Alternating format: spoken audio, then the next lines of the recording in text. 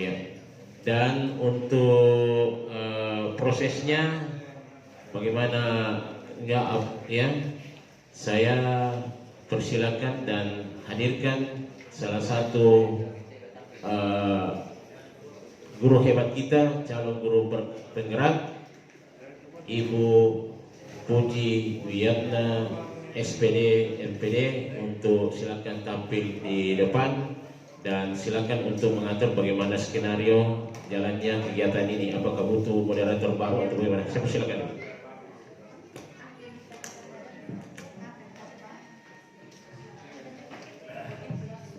Iya, biar mohon izin Pak untuk mendampingi saya Ibu Mastura.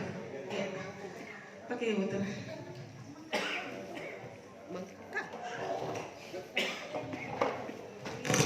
Assalamualaikum warahmatullahi wabarakatuh. Alhamdulillah, puji syukur senantiasa kita panjatkan kehadirat Allah Subhanahu wa taala.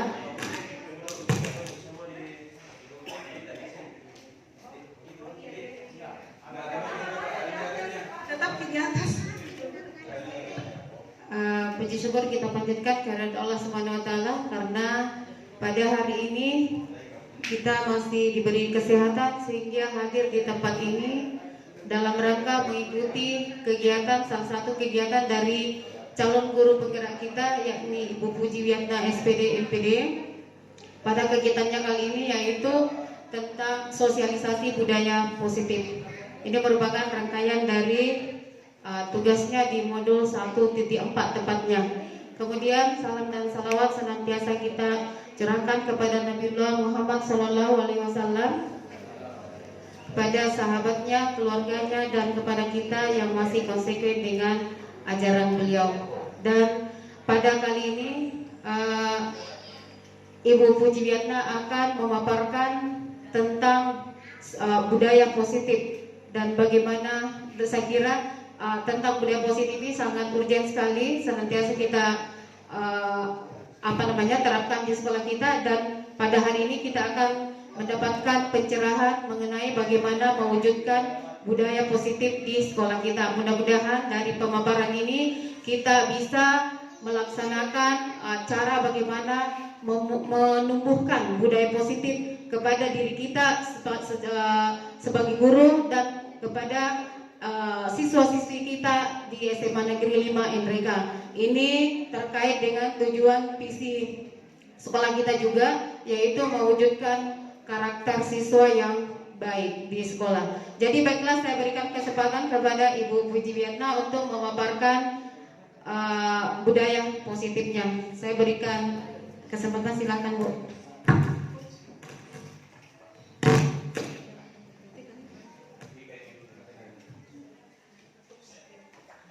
Baik, terima kasih atas kesempatan yang diberikan kepada saya. Mohon izin Pak, saya berdiri.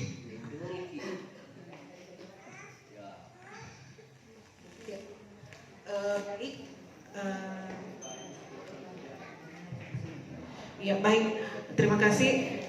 Yang terhormat Bapak Kepala Sekolah SMA Negeri 5 Enrekang, Bapak Abdul Ghani SPD ME, yang saya hormati para wakasek, dan yang saya banggakan guru-guru hebat SMA Negeri 5 Enrekang beserta staf.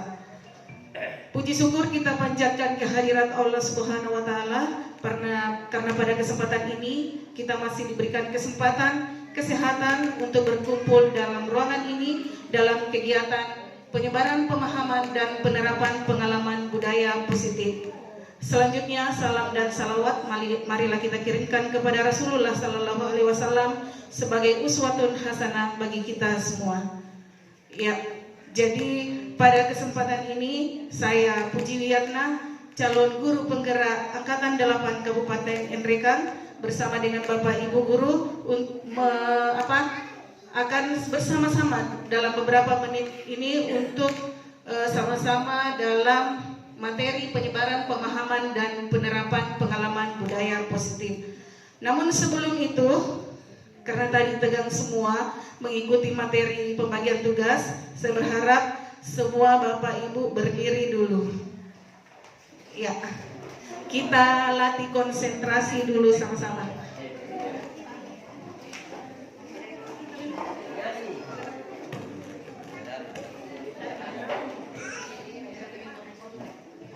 Ke atas, ke bawah.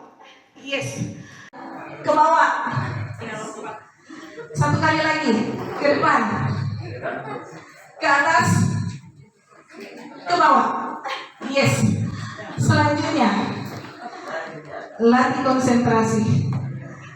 Ketika saya mengatakan tepuk tangan satu, berarti Bapak Ibu tepuk tangan satu kali, ya.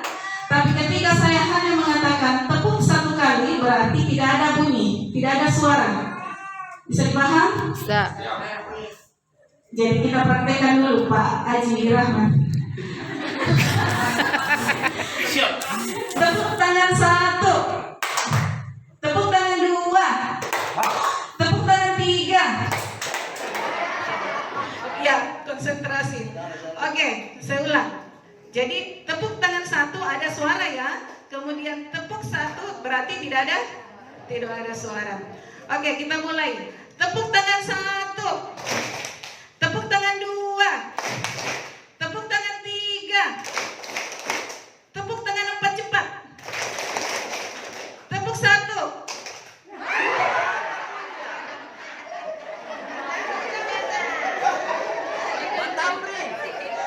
Ya, satu kali lagi.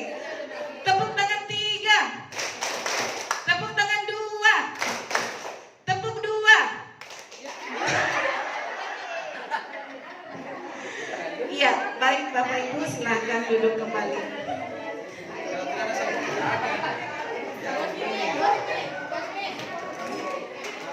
Iya, sudah konsentrasi semua, sudah tidak tegang. Saya yang tegang. Iya, baik Bapak Ibu, langsung saja. Tadi saya sudah perkenalkan diri.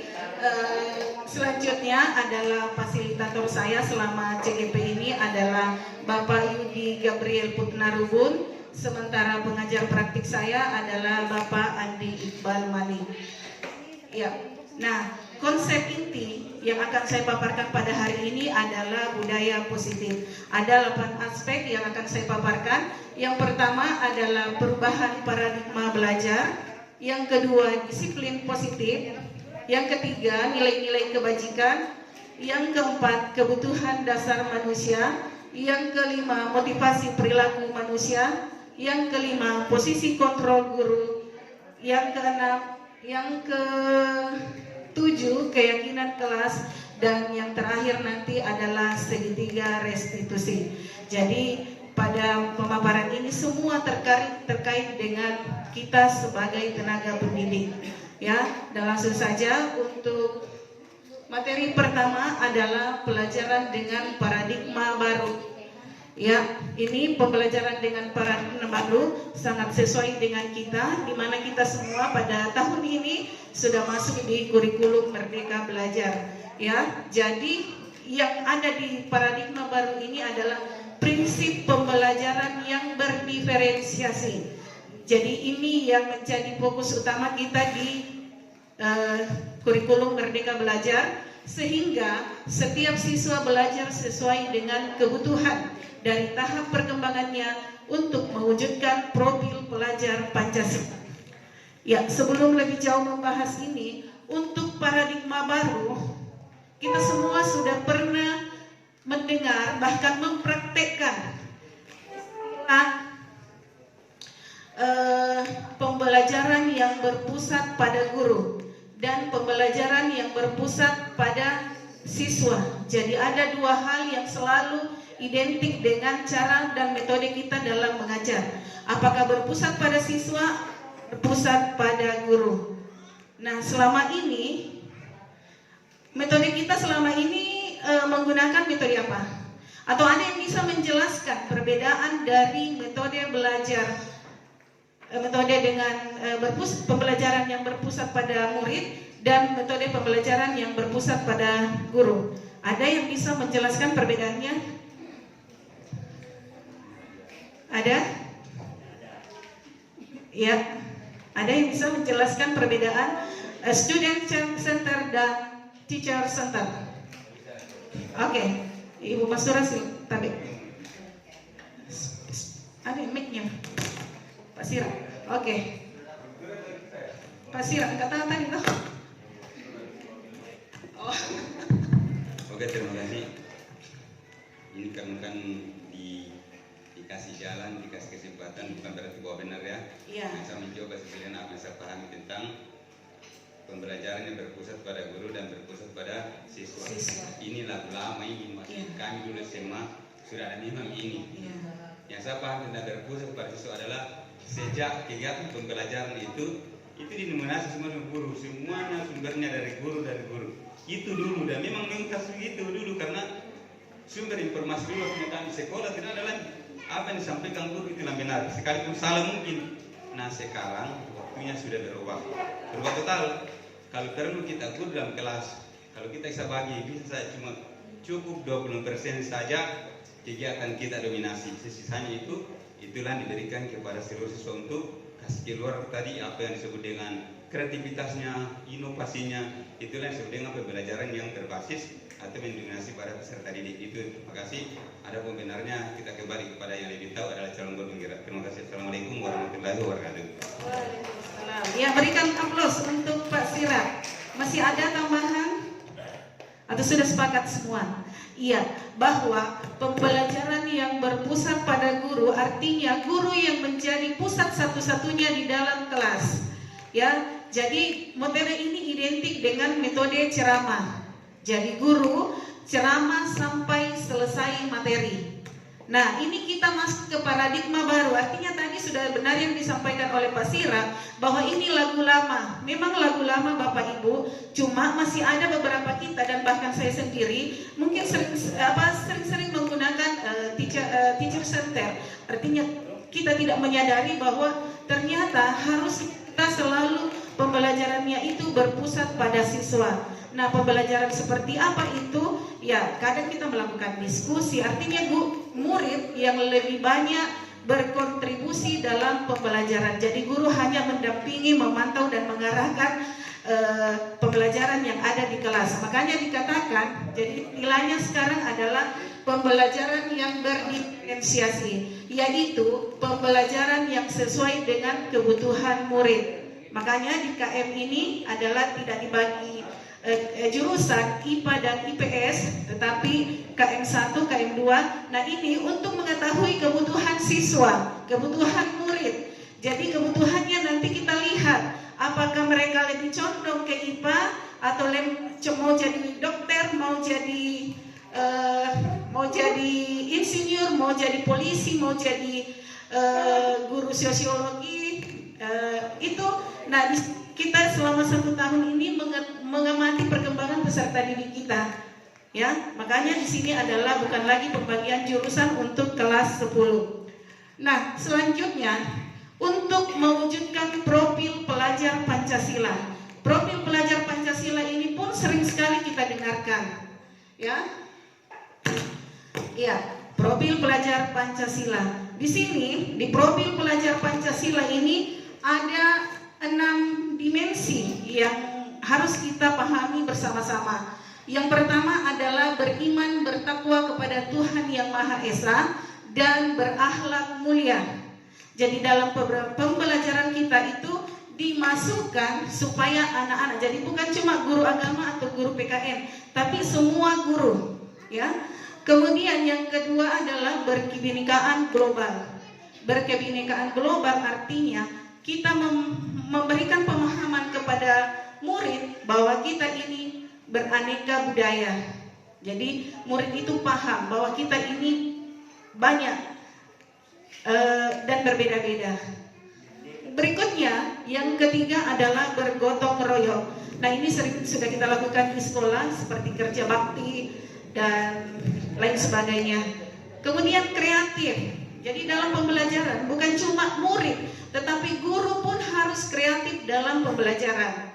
Ya, kreatif kita mengajarkan bagaimana mengajarkan bahasa Indonesia. Itu contoh saya, bagaimana supaya siswa kreatif, bagaimana guru matematika agar siswa kreatif dalam menyelesaikan tugas. Kemudian prakarya, bagaimana kreatifnya mereka dalam mengolah kanan dan lain sebagainya. Kemudian bernalar kritis. Nah, bernalar kritis ini artinya kita berpikir cepat. Jadi siswa kita tuntun sesuai dengan filosofi Ki Hajar Dewantara bahwa guru itu menuntun murid. Jadi peran kita adalah menuntun bagaimana mereka bisa berpikir kritis tentang apa yang kita ajarkan. Ya. Berikutnya, yang keempat, yang selanjutnya adalah mandiri. Jadi sekali lagi bukan hanya guru tetapi siswa pun harus mandiri.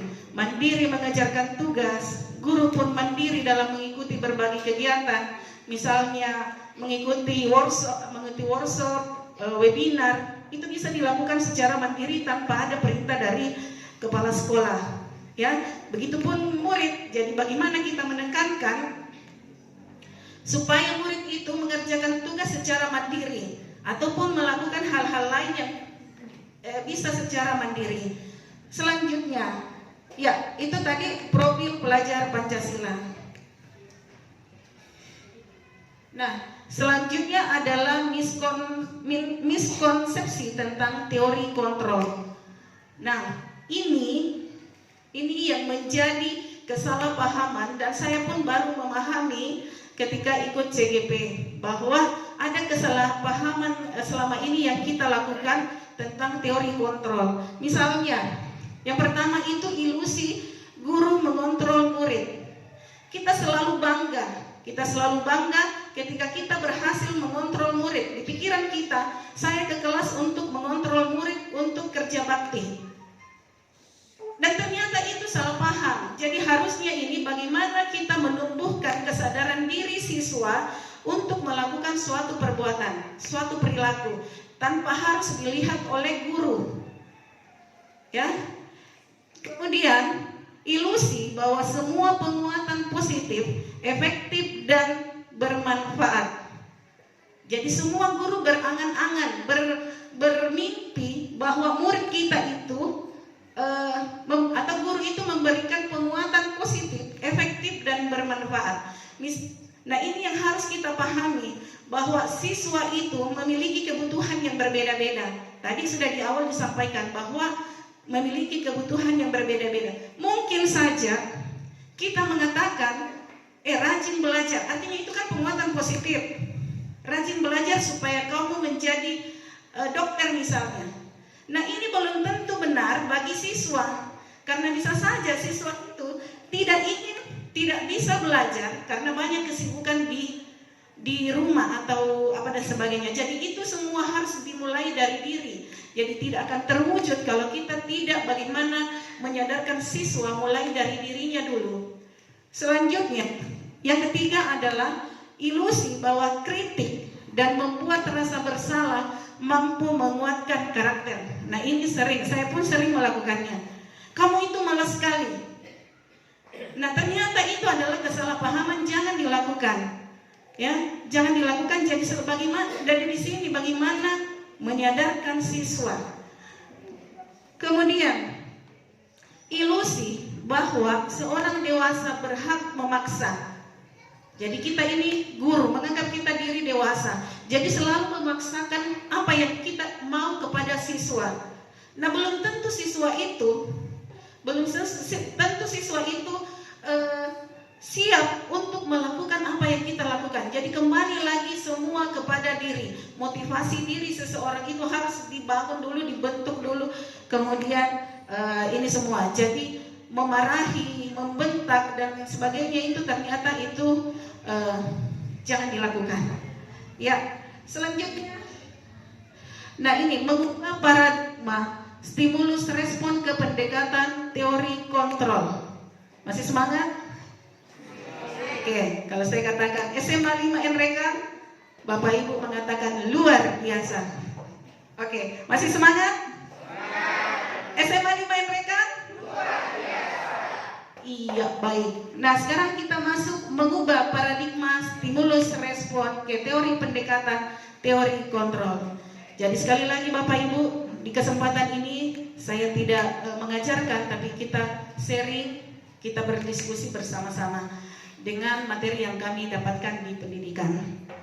Ya, di sini yang harus kita rubah dalam pemikiran kita itu di stimulus respon, yaitu jangan sampai kita berpikir bahwa realitas kebutuhan kita itu sama, kebutuhan siswa itu sama. Ternyata yang harus kita pahami bahwa realitas kebutuhan kita berbeda.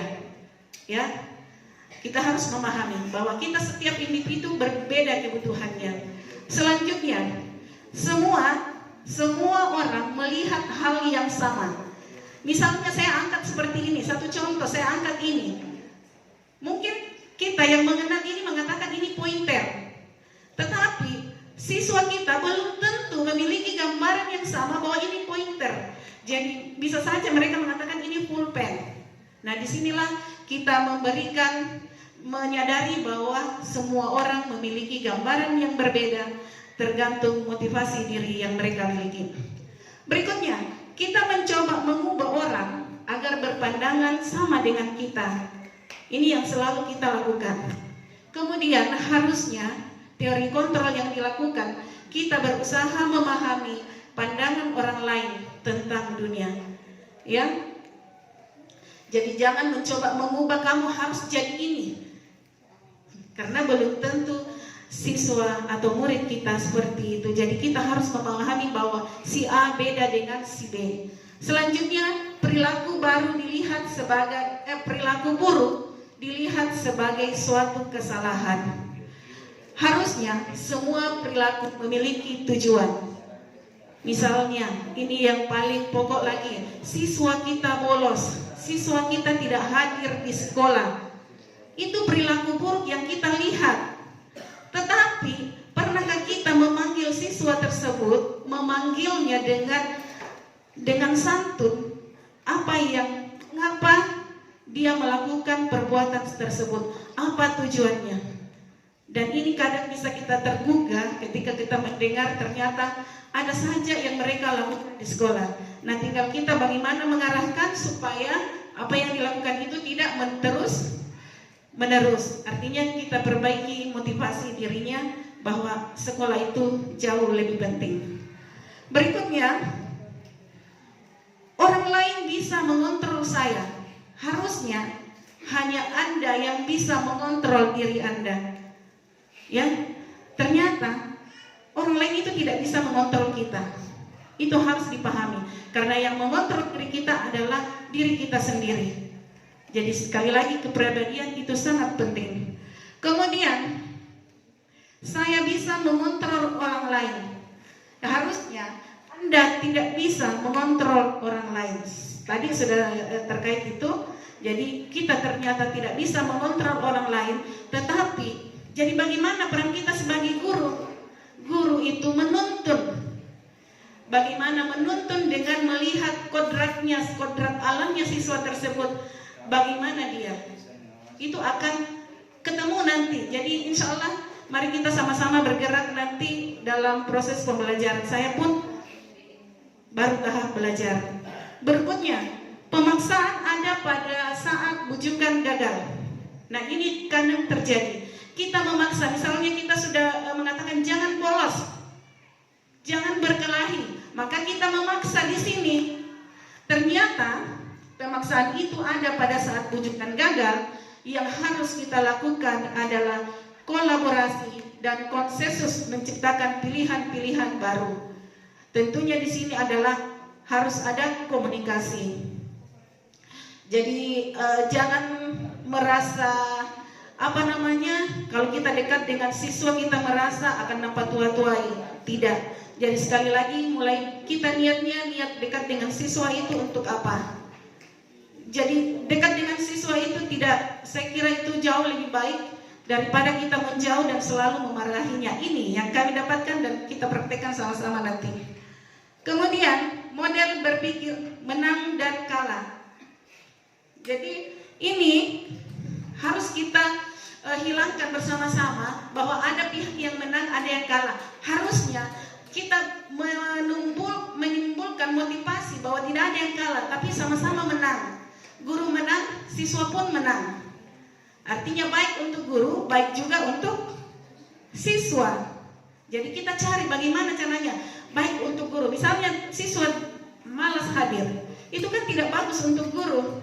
Tetapi kita cari jalan tengahnya, baik sama-sama dengan cara pendekatan individu kepada siswa. Mudah-mudahan dia mampu berubah dari dalam.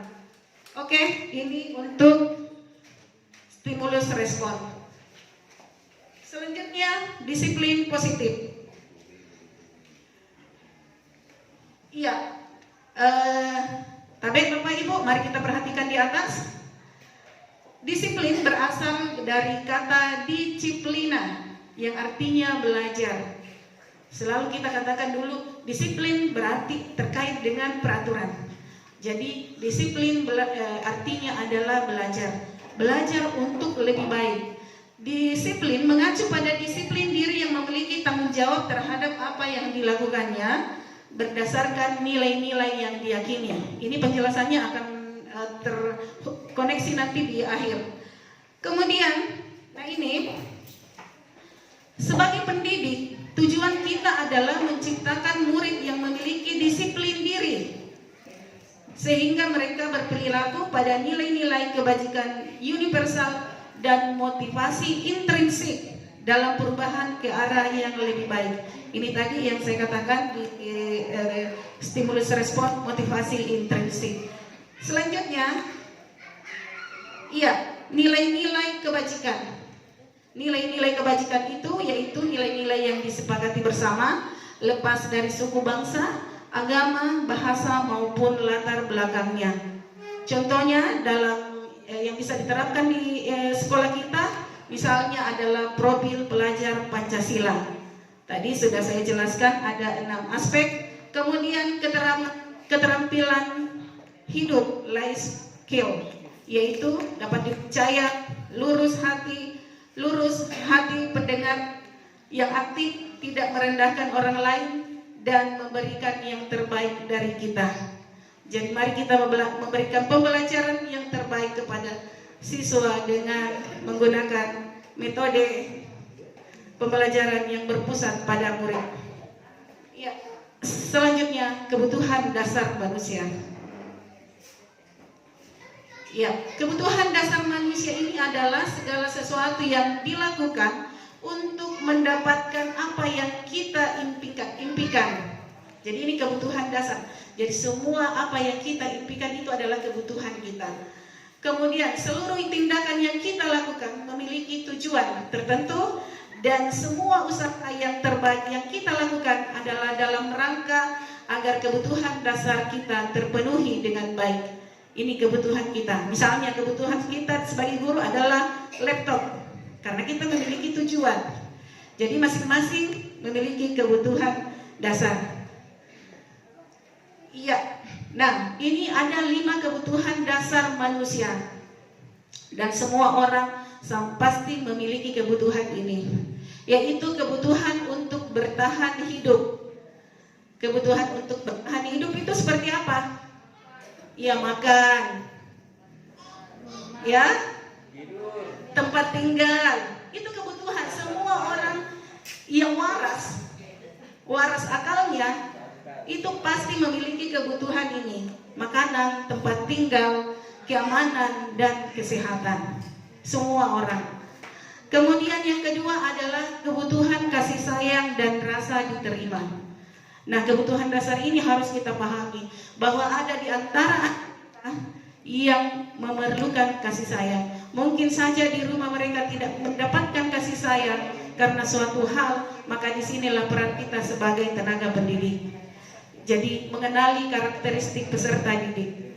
Berikutnya penguasaan. Penguasaan ini yaitu ada harga diri, keinginan untuk dianggap memimpin. Jadi semua orang sebenarnya mau untuk memimpin, tapi kesempatan itu ada atau tidak, nah itu tergantung lagi bagaimana mereka berusaha. Diakui dan didengar. Jadi kalau ada siswa yang berbuat kesalahan, dengarkanlah dulu apa masalahnya. Jangan langsung diponis padahal kita belum panggil baik-baik. Berikutnya kebebasan. Ya, sebagai manusia pasti ingin bebas. Bebas untuk mandiri, bebas untuk memiliki pilihan mencoba hal baru. mampu mengendalikan arah dirinya, mencoba bolos kalau siswa, karena mereka ingin mencoba, mereka ingin bebas, misalnya suntuk. Nah, di situ peran kita, bagaimana mereka supaya tidak melakukan hal itu terus-menerus. Kemudian kesenangan, semua orang butuh kesenangan, guru, orang tua, apalagi dengan anak-anak kita, yaitu bermain, humor, antusias bermain. Nah, tidak apa-apa sekali-kali dalam pembelajaran itu kita humor lah dengan anak-anak, jangan karena memang ternyata itu adalah kebutuhan dasar siswa. Jadi misalnya kita jam terakhir jangan juga terlalu serius, ajalah seperti tadi kita lakukan ice breaking supaya anak-anak bisa bermain atau tersenyum di dalam kelas. Ya, nah ini motivasi perilaku manusia itu ada dua, yaitu motivasi intrinsik dan motivasi ekstrinsik. Motivasi ekstrinsik itu motivasi yang dari luar, yaitu apa? Untuk menghindari ketidaknyamanan. Misalnya mereka bolos, kenapa? Karena tidak ada PR-nya. Karena itu mereka hindari. Kemudian yang kedua, untuk mendapatkan imbalan atau penghargaan dari orang lain. Melakukan sesuatu karena ingin dihargai ataupun mendapatkan imbalan. Nah, yang harus kita tanamkan ke peserta didik kita, ke anak-anak didik kita, yaitu motivasi intrinsik, motivasi dari dalam, yaitu untuk menjadi orang yang mereka inginkan dan menghargai diri sendiri dengan nilai-nilai yang mereka percaya. Ya, jadi disinilah gunanya kita pendekatan dengan peserta didik, supaya kita memahami apa yang mereka inginkan, apa maunya mereka. Ya, nanti akan saya jelaskan lebih jauh tentang keyakinan kelas. Selanjutnya, nah 3 kata di atas, yaitu hukuman, konsekuensi, dan restitusi. Ini yang kerap kali kita lakukan di poin berapa? Yang pertama kah? Hukuman kah? Konsekuensi kah? Atau restitusi? Apa yang selalu kita lakukan bersama dengan anak-anak didik kita di kelas? Iya, yang paling sering itu adalah hukuman. Kenapa? Karena kita beranggapan dengan hukuman itu mampu mengubah anak didik kita. Ya. Nah, ini dalam pembelajaran ini, dalam kesempatan ini, mari kita menghindari kata hukuman. Jadi jangan, karena hukuman itu terencana. Misalnya kita mau ke kelas, ada siswa yang bolos, sudah ada di pikiran kita, iya, besok saya akan kasih begini, itu sudah terencana, ya kan? Tidak terencana, kemudian murid tidak tahu apa yang terjadi dan tidak dilibatkan. Ya, misalnya dalam kelas tiba-tiba terjadi, apakah kita tarik kupingnya dan sebagainya. Kemudian berupa hukuman fisik dan psikis. Hukuman fisik ini seperti apa? Kita ambil kayu, kita pukul, kita tarik kuping, itu hukuman fisik. Sementara hukuman psikis yaitu hukuman verbal. Ya, jadi dengan kata-kata kasar, bangola letepe. Artinya itu kita hindari ini. Ya, artinya sama-sama kita belajar pada kesempatan ini. Mari melakukan perilaku yang baik kepada murid, supaya murid pun berperilaku baik kepada kita. Iya, sementara konsekuensi terencana dan disepakati. Murid tetap dibuat tidak nyaman. Sikap guru selalu memonitor siswa. Nanti ini ada di keyakinan kelas. Iya, ini Mas Bra. Oke, nanti. Berikutnya restitusi. Nah, ini model restitusi ini yang diharapkan bagi kita sebagai tenaga pengajar, ini yang kita lakukan kepada anak kita, yaitu proses menciptakan kondisi bagi murid untuk memperbaiki kesalahannya. Proses, jadi ada proses. Kemudian proses kolaborasi yang mengajarkan murid untuk mencari solusi sendiri. Artinya, ketika ada siswa yang tidak mengerjakan PR, kita ciptakan kondisi murid memperbaiki kesalahannya. Bagaimana caranya? Ya, berikan tugas untuk kerja kembali tugasnya. atau tidak ada nilainya. Itu kan jelas mereka paham bahwa oh iya, saya harus memperbaiki kesalahan saya supaya saya bisa naik kelas. Artinya ini proses-proses ini sudah sering kita lakukan. Ya, sudah sering kita lakukan, tapi kadang kita kebablasan langsung menghukum. Ya. Baik, kita lanjut. Nah, inilah 5 posisi guru. Posisi kontrol guru. Ada penghukum, ada pembuat merasa bersalah, ada teman, ada pemantau, dan ada manajer. Semua posisi ini dibenarkan. Jadi kalau kita dekat dengan siswa itu tidak salah. Ya, itu tidak salah. Kita membuat merasa bersalah pun seperti itu, tetapi kita harus pahami, ya. Misalnya kita terlalu dekat dengan siswa. Ya, ada hal-hal yang bisa kita batasi. Teman itu seperti apa? Sama dengan teman, kita punya teman, tapi dia tidak akan mungkin langsung masuk ke kamar tanpa izin kita. Nah, itulah yang harus kita berikan kepada siswa, bahwa kita dekat, tapi bukan artinya dia kurang ajar kepada kita. Ya, contoh penerapannya, misalnya bersihkan WC selama 1 jam pelajaran, misalnya tidak kerja tugas. Nah, posisi Bapak di sini adalah menghukum. Kemudian, berapa kali ibu harus mengingatkan kamu? Kamu selalu mengecewakan ibu. Di sini, peran guru ini adalah sebagai pembuat rasa bersalah. Ya, jadi kita, bagaimana siswa itu merasa bersalah ada di hadapan kita. Ya, mohon maaf Bapak agak menyita waktu sedikit. Iya, berikutnya. Nah, ini posisi teman. Nah, ayolah, bagaimana sih kamu ini? Kemarin kamu sudah janji ke ibu, bukan?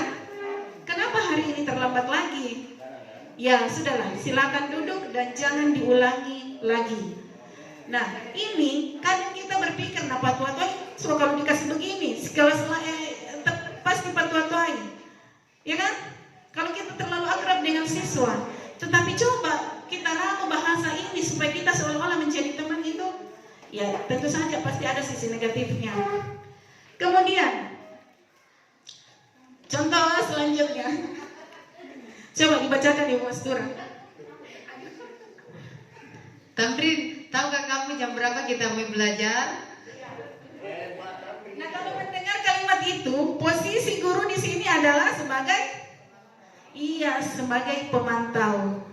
Selanjutnya, posisi yang ketiga adalah guru sebagai manajer. Ya, contohnya, apakah kamu tahu kesalahanmu? Apa yang kamu lakukan? Apa yang telah kamu perbuat? Kira-kira bagaimana memperbaiki kesalahan kamu? Sama kalau di olahraga. Pak Tamrin, kalau anak-anak berbuat tidak bisa. Dia bermain ketika pelajaran olahraga, pasti langsung dihukum push up atau bagaimana? Oh, merdeka siswanya, alhamdulillah. Iya. Jadi kita ternyata posisinya bagus sebagai manajer. Jadi bukan cuma kepala sekolah manajeri guru-guru, kita sebagai guru manajer bagi murid-murid kita. Iya. Selanjutnya, nah ini kita bermain kuis ya. Bermain kuis, dijawab dan apa alasannya.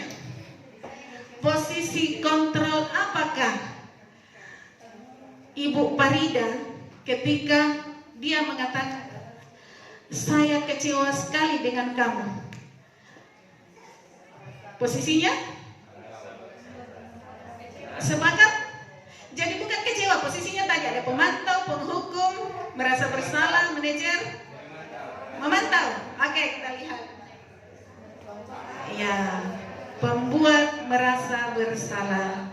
Selanjutnya, ini posisi kontrol apakah ini? Apa rencana kamu menyelesaikan masalah ini? Iya, manajer. Oke, ya luar biasa, sudah paham. Selanjutnya, yang terakhir ini, posisi kontrol apakah kamu? Satu orang dulu. Siapa yang bisa menjelaskan dan apa jawabannya tadi? Mas Tur, mic-nya. Siapa? Iya, Siapa? Pak Subran kayaknya. Siapa? Siapa yang bisa menjawab? Posisinya di sini sebagai apa? Masih memantau. Kamu sudah melanggar. Apa peraturan dan konsekuensinya? Tidak ada yang menjawab. Mari kita lihat sama-sama. Iya, benar sekali jawaban Pak Sirap, yaitu melanggar. Iya. Selanjutnya keyakinan kelas. Sebelum kita lanjut, saya katakan SMA 5 Enreka. No, apa tadi? Luar biasa. Sekali lagi, SMA 5 Enreka. Luar biasa. Jadi luar biasa semua, semangat. Sekarang keyakinan kelas. Mengapa keyakinan kelas dan mengapa bukan peraturan kelas? Ya, jadi ini di awal dari mari bersama-sama kita buat keyakinan kelas di kelas. Mau wali kelasnya saja buat keyakinan atau semua guru boleh. Jadi keyakinan ini, jadi kalau peraturan itu terlalu mengikat, ya. Nah, pembentukan keyakinan kelas bersifat abstrak, berupa pernyataan universal sesuai dengan kondisi kelas sehingga mudah diterapkan. Semua warga sekolah, warga kelas dilibatkan membuat keyakinan kelas tersebut. Misalnya saya masuk pada pembelajaran pertama bahasa Indonesia, maka keyakinan kelas kita buat. Semua siswa apa yang mau diyakini benar yang akan dilakukan di kelas ini.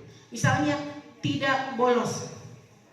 Ya, artinya mereka sadar sendiri karena mereka yang mencatat. Mereka sepakati dan itu kita tempel yang setiap saat bisa mereka lihat. Nah, ini keyakinan dan jangan selalu bilang susah, biasa ada anak-anak begini. Mari kita mencoba bersama-sama dulu. Kalau ini gagal, ya mungkin kurikulum Merdeka Belajar yang gagal. Tapi insya Allah saya kira ini yang terbaik yang harus kita lakukan bersama dengan anak-anak kita. Ya. Nah, ini segitiga restitusi. Segitiga restitusi ini, jadi ketika ada anak-anak yang melanggar, maka kita selesaikan melalui segitiga restitusi. Yaitu yang pertama, segitiga restitusi itu adalah suatu proses dialog yang dijalankan oleh guru agar dapat menghasilkan murid yang mandiri dan bertanggung jawab. Bagaimana caranya? Yang pertama adalah kita menstabilkan identitas. Kita panggil murid tersebut. Kemudian kita validasi tindakan yang salah. Kemudian kita menanyakan keyakinan yang pernah kita sepakati di dalam kelas. Ya. Ini di atas menstabilkan identitas, bahwa membuat kesalahan bagian dari proses kesalahan. Iya, ini dalam proses pembelajaran. Misalnya kita menghadapi anak-anak, berbuat salah itu itu wajar. Yang salah itu kalau kita lakukan secara terus-menerus. Kemudian kita menstabilkan identitas, mengapa kamu melakukannya? Apa sebabnya? Artinya ini sudah yang salah kalau kita tidak punya kesempatan waktu untuk mendengarkan peserta didik. Ya, jadi kita ini ada di sekolah ini sampai jam berapa? Ya, itu kita tanamkan boleh pendekatan dengan siswa untuk sekali-kali, jangan juga terus-menerus. Ya, sekali-kali kita mendengarkan. Misalnya saya mengatakan, ibu juga pernah berbuat salah, tapi ibu paham bahwa ternyata berbuat salah itu tidak benar. Ini namanya menstabilkan identitas. Berikutnya, validasi tindakan yang salah. Prinsip memenuhi suatu kebutuhan tertentu, ya. Misalnya ada siswa, sebentar ada kemarin dikirimkan di Ibu Sulfitri, saya pun akan putar di akhir supaya apakah kita selesaikan bersama atau tidak, masih ada waktu. Ya, bagaimana Pak Kepala Sekolah, masih bisa saya tambah? Iya. Validasi tindakan yang salah, misalnya kita panggil siswa karena bolos. Pertanyaannya, kamu pasti punya alasan mengapa kamu melakukan itu. Jangan langsung dibentak-bentak. Saya kan sudah bilang dari awal bahwa jangan, nah itu yang keliru. kalau kita langsung bentak siswa. Tapi tanyakan dulu apa alasannya sampai dia melakukan hal tersebut. Ya. Selanjutnya, menanyakan keyakinan kelas. Nah, ini tadi kan kita sudah sepakat buat keyakinan di awal pembelajaran. Ya. Bahwa tidak boleh bolos, tidak boleh berkata kasar, tidak boleh menggunakan HP. Memang ada tata tertib sekolah, tapi itu sekolah secara umum. Tapi kita buatkan keyakinan di dalam kelas. Artinya sepakati bersama-sama di dalam kelas. Misalnya ada siswa yang bolos. Kan kemarin kita sudah buat kesepakatan di dalam kelas, tidak boleh bolos. Nah, kalau begitu sering sekali bolos, apa kira-kira? Apa kira-kira solusi sampai Ananda tidak bolos lagi? Maka dia akan sadar sendiri dan menyampaikan caranya supaya dia tidak bolos, dan itu kita pegang. Ya, ini mungkin sudah dilakukan BK, tapi tidak apa-apa kita sebagai guru di kelas juga melakukannya. Selanjutnya, ini contoh yang saya lakukan kemarin yang demonstrasi kontekstual, tapi kayaknya tidak bisa terputar.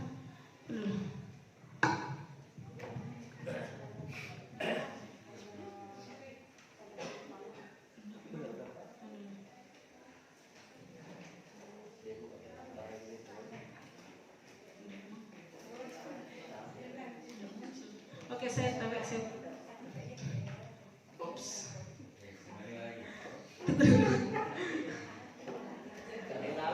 Iya, keluar.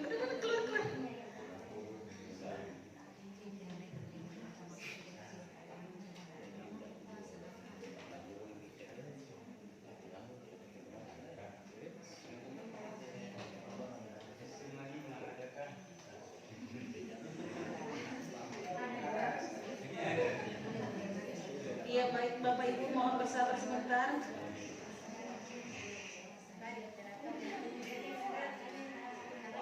Ya, mari sama-sama kita perhatikan di atas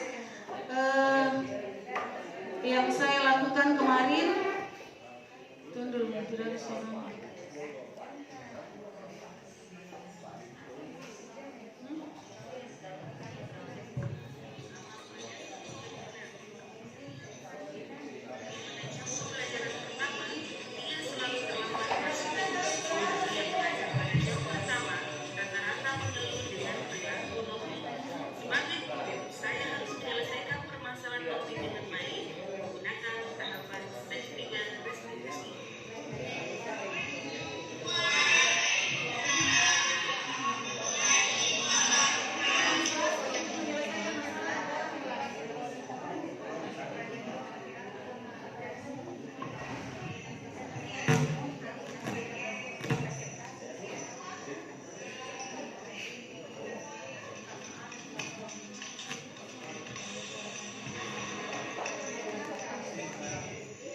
Ya, ini contoh masalah yang sering sekali kita hadapi di peserta didik.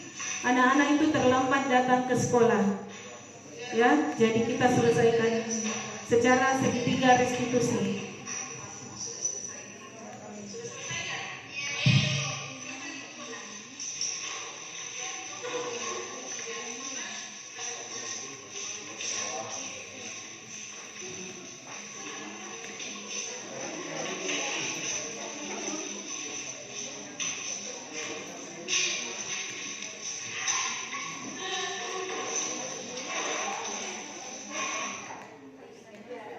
Ini contoh strategi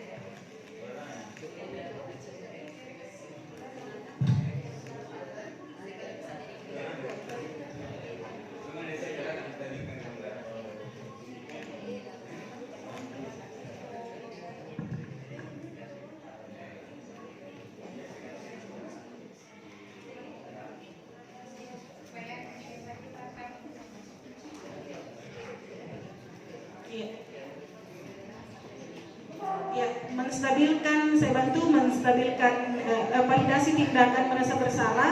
Di sini saya menanyakan apa alasannya sampai Ananda terlambat ke sekolah. Nah, dia mulai terbuka di situ. Dia menyampaikan saya ternyata membantu orang tua sampai larut malam. Nah, ini kadang kita tidak jarang lakukan karena kita fokus mau mengajar kok saja.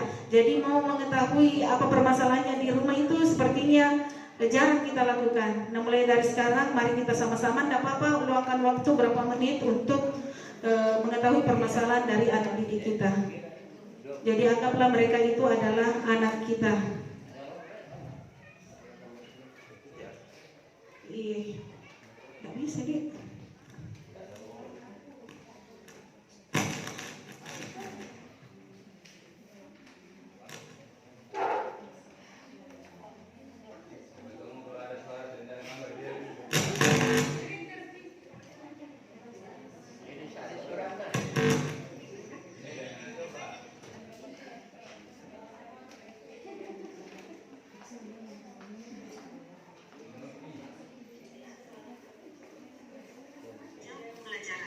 Sebagai guru, saya harus mampu menyelesaikan permasalahan Chelsea dengan baik, menggunakan sehingga restitusi.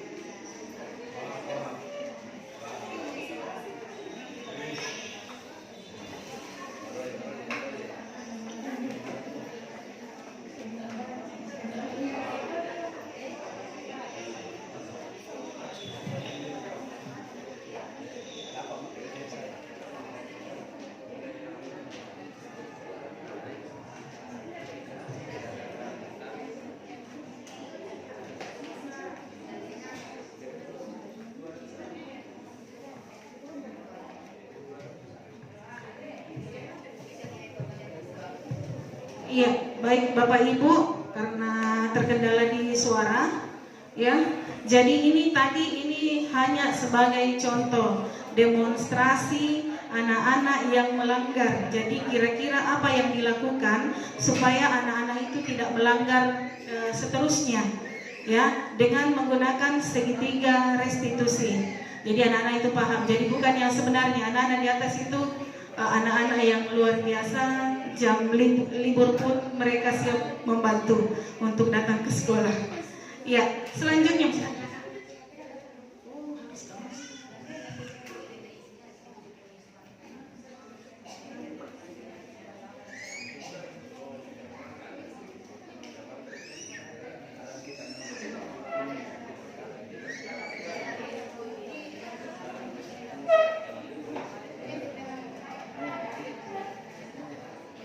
Iya, Bapak Ibu, demikian tadi pemaparan saya tentang penerapan budaya positif, berbagi pengalaman tentang budaya cukup, dan saya kembalikan dulu ke moderator.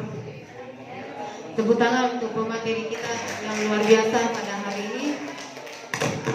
Itulah tadi pemaparan yang sangat luar biasa dan sangat mencerahkan bagi kita semua. Mudah-mudahan bisa kedepannya kita laksanakan demi mewujudkan budaya positif yang ada di sekolah kita ini. Dan kalau pemateri membuka sesi, kalau misalnya masih ada yang ingin ditanyakan, silahkan angkat tangan.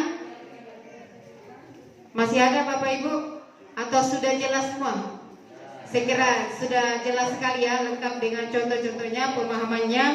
Dan tadi sudah dipaparkan ada 7 materi yang dibawakan oleh pemateri kita hari ini, yaitu mulai dari paradigma belajar, disiplin positif, nilai-nilai kebajikan, kemudian 5 kebutuhan manusia, sudah dijelaskan semua, kemudian motivasi perilaku manusia, apakah intrinsik atau intrinsik, kemudian 5 posisi kontrol guru, di mana kita pahami ada 5, dan yang menjadi tujuan kita adalah bagaimana kita menjadi posisi kontrol sebagai manajer.